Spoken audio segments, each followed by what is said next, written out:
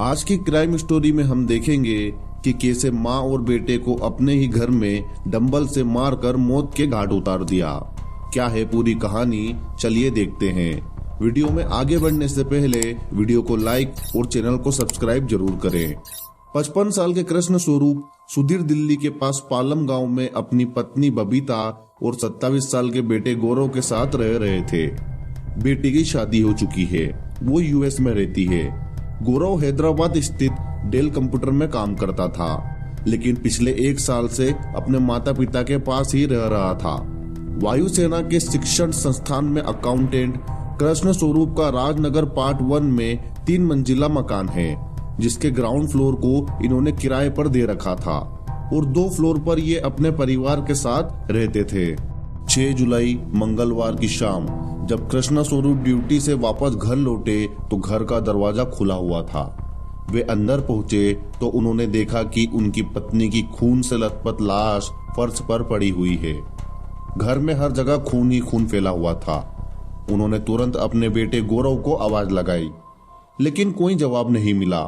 उन्होंने दूसरे कमरे में जाकर देखा तो उनके पैरों तले की जमीन खिसक गई। सामने उनके बेटे गौरव की लाश पड़ी हुई थी। उसका हाल भी बबीता के जैसा ही था। बदहवास कृष्ण स्वरूप ने पुलिस को खबर दी।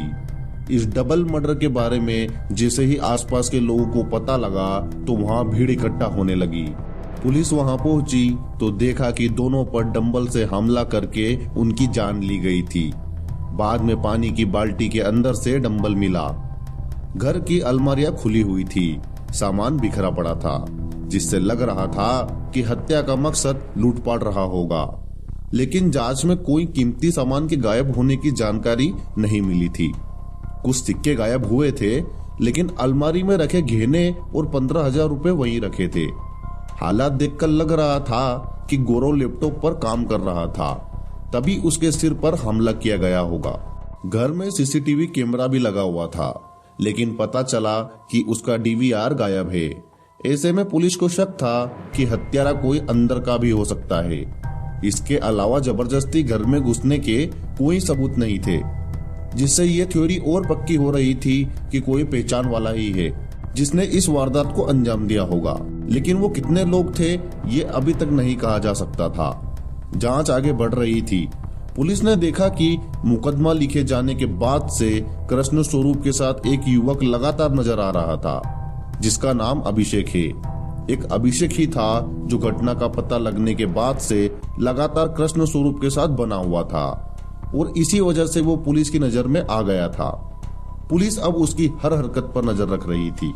डंबल और अलमारियों से कुछ फिंगरप्रिंट भी मिले और पुलिस आसपास के सीसीटीवी कैमरों से भी हत्यारे तक पहुंचने की कोशिश कर रही थी।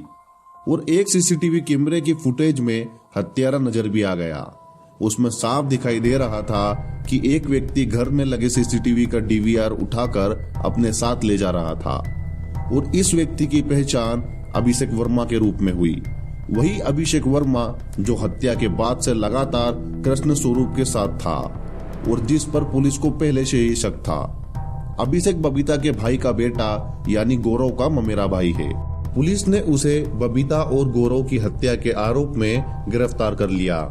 अभिषेक ने पूछताछ में बताया कि उसने अपनी बहन की शादी में बबीता से कुछ पैसे उधार लिए थे, जिन्हें वो लौटा नहीं पा रहा था, जिस वजह से बुआ उसे ताना मारती थी। 6 जून को भी अभिषेक जब अपनी बुआ बबीता के घर गया तो एक बार फिर बुआ ने उसे भला बुरा कहना शुरू कर दिया। इस दौरान उसे गुस्सा आया और उसने डंबल उठाकर बबीता के सिर पर दे मारा, जिससे उसकी मौत हो गई। बाद में उसने गौरव की भी जान ले ली। अक्सर गुस्से में आकर इंसान कुछ ना कुछ गलत कर ही देता है। आपकी इस क्राइम की कहानी के बारे में क्या राय है, कमेंट कर अपनी राय जरूर दें।